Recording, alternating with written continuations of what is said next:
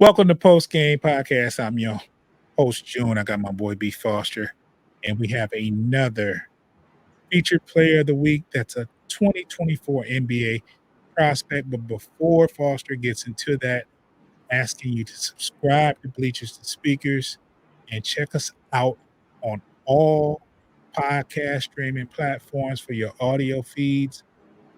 That's places like uh, YouTube Music, Spotify, iHeartRadio.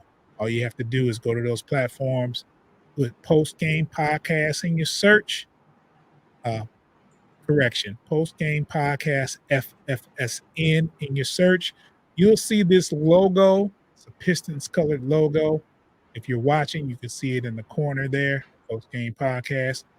Follow us. That way you'll get an alert whenever we drop, and download the episode. It don't take up much space at all. But download the episodes, check us out, listen to us while you're in the car, while you're cleaning the house. It's a bunch of stuff on YouTube as far as the Bleachers Speakers channel is concerned. So it's a lot of profiles. We got a whole draft full of NBA prospects up there. So you can use that as a pre-draft cursor. You can check those out. And then when you watch the draft, you'll be familiar with who's being drafted.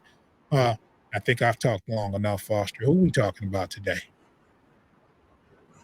All right, we're talking about Bobi Klintman out of Australia. He's mocked at the end of the first round, but he's a guy that has the potential. He has a high ceiling potential, but also a low floor, contingent upon how he develops as a player.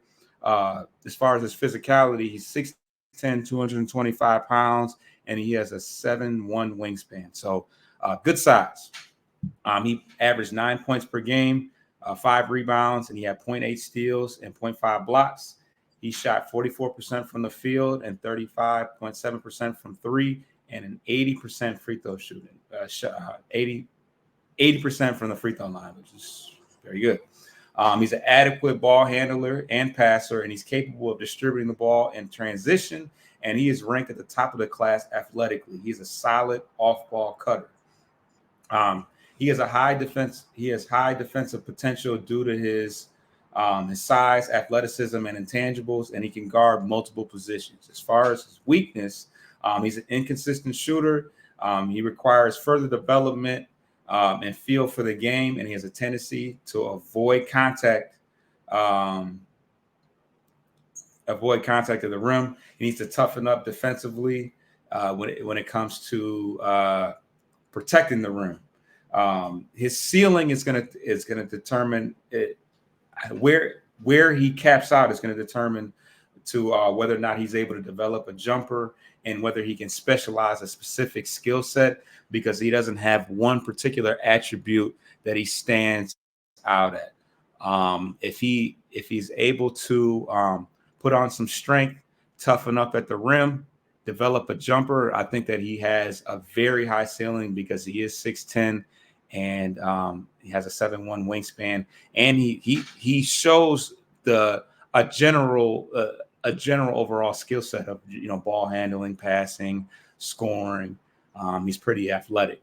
So if I think that as far as his fit in Detroit, he's a guy that we would have to stash and develop a little bit, just in I guess hope that we can develop some of those skills, especially defensively. I think that he could be you put him next to an Asar Thompson, he could be very useful defensively. And I think that I don't see him falling into the second round, but if we were able to trade into a later first round, selection like we did last year with us with Sasser. I think he's a solid pick at that position. Um, but yeah, he's kind of he's a power. I would say he's a power forward. I wouldn't say that he's a center, and I would say that he's not versatile enough to be a wing. But I think that if we were able to draft into a later first round selection, it wouldn't be a bad pick. Um, I had some thoughts when you threw in the developmental word. Uh, uh, we're not in a position for a developmental player.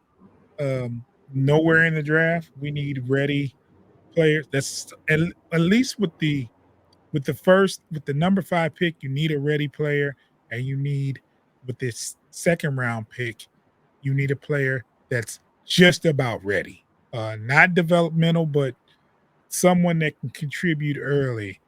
Uh, Not to say this guy wouldn't be a selection. It just depends on what you're going to do in the offseason as far as free agency. You might be able to get a free agent power forward where you can get a developmental power forward like this guy and say, okay, this is our future going forward. Uh, just depends on what's going on. It's kind of awkward because free agency is right after the draft. So it's like, it's kind of crazy. I would rather the free agency period be before the draft, and then you can pretty much put a lot of stock into uh, really focus on what you need.